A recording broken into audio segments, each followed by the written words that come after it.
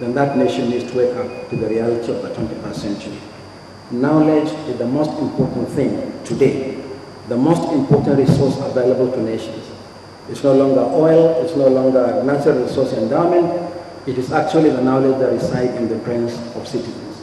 The most successful nations in the world are not those that are endowed with enormous resources, but those endowed with the best brains. So there was need for an imaginative approach. The federal government therefore commissioned us, and they said, this is not a public relations exercise.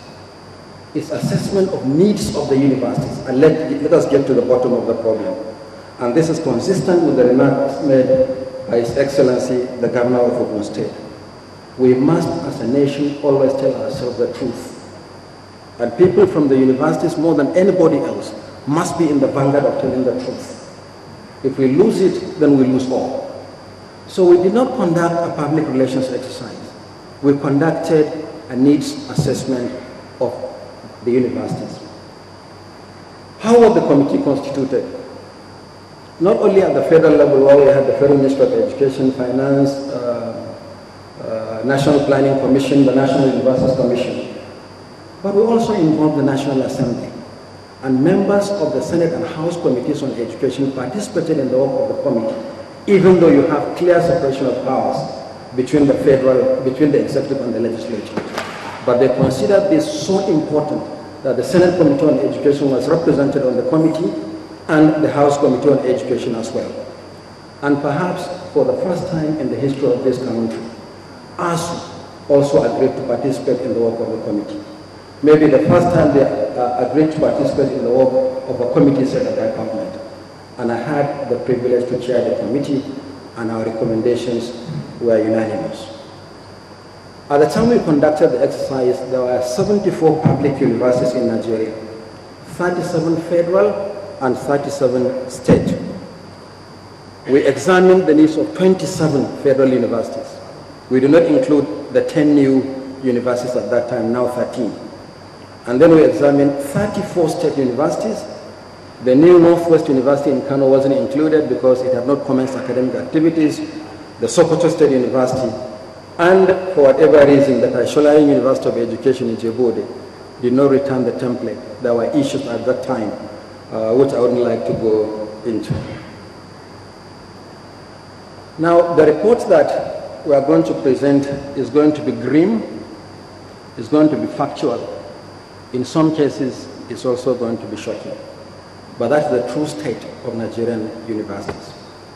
And in doing so, we have the full support of the federal government to embark on this exercise, and the report was presented to the Federal Executive Council chaired by Mr. President.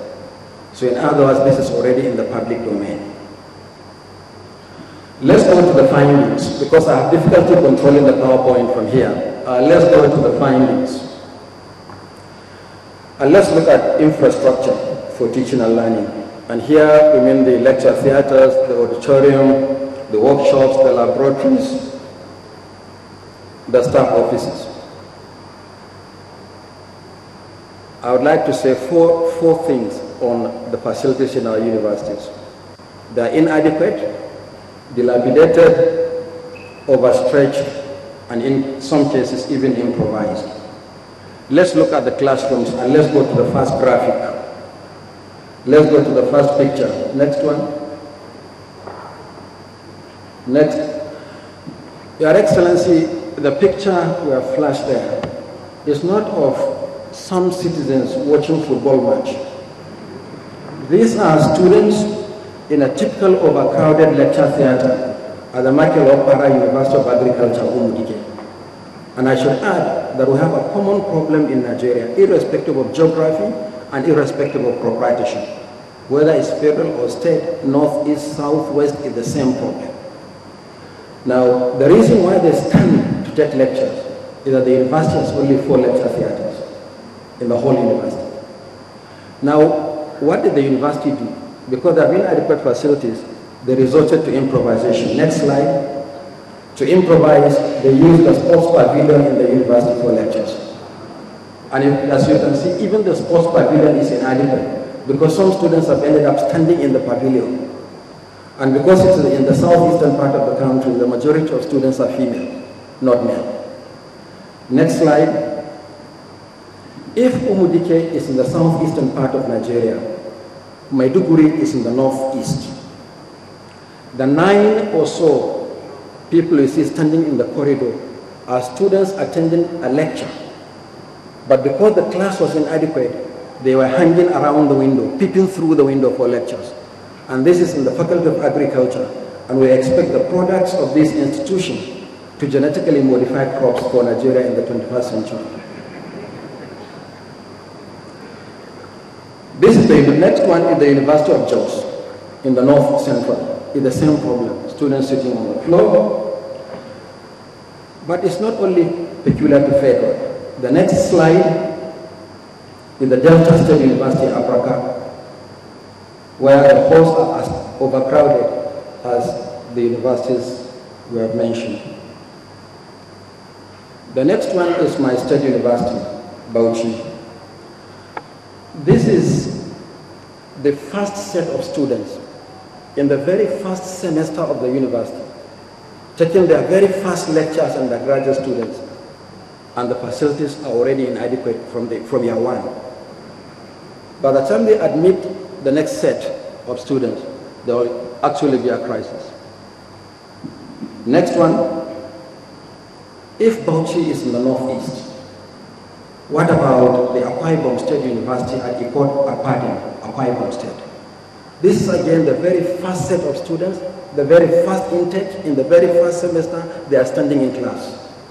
So they stand in Bauchi in the northeast, they also stand in Akwa Ibom in the south-south. The problems are common wherever you turn. Next slide, this is the University of Benin. Because the facilities are inadequate, students improvise. How do they improvise? If you don't have seats on the chairs, you get a plywood and improvise. This is the University of Benin, a first generation university. The next one is, believe it or not, a lecture theater with broken furniture at the Obafemi Awolowo University in Ife, the great Ife.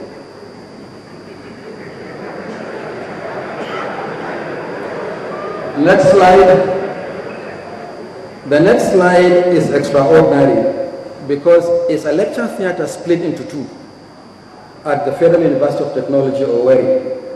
You can see that lectures take place in one part of the hall and another one in another part of the hall. And I wonder how the lecturers teach when they are teaching simultaneously, or when there is no lecture in the other hall and students are making noise. Typical of students. This is Owerri in the southeast. Now this is the Niger Delta University, Wilberforce Island in Bayelsa State. This is the Bayelsa State University. Next slide. This is the Imo State University of Owerri, a typical lecture theater in the university. Next slide. This is the Nnamdi Azikiwe University, Oka, in Anambra State. Next slide. Look at a typical lecturer's office. It is just like the staff room we have in primary or secondary schools. How do you expect professors to teach and supervise postgraduate students? How do they consult their supervisors in this kind of situation? But this is the typical lecturers' offices in those universities. Now let us go to learning resources, the laboratories and the workshops. I will skip all these long props. Let us go to the next slide. Next one. This is the chemistry laboratory at the University of Maiduguri, bereft of some basic facilities like water. So students carry water in a bucket to conduct experiment with all the impurities. Next one, next slide, is a typical dry laboratory from the University of Benin. No chemicals, no reagents, and these are students of animal and environmental biology conducting practicals. University of Benin in the 21st century. Next slide. In some universities, they use kerosene stove to improvise for Bunsen burners. And we have graphics from two universities, the chemistry laboratory at the University of Uyo and the biochemistry laboratory at the University of Jos. Next slide. This is the flow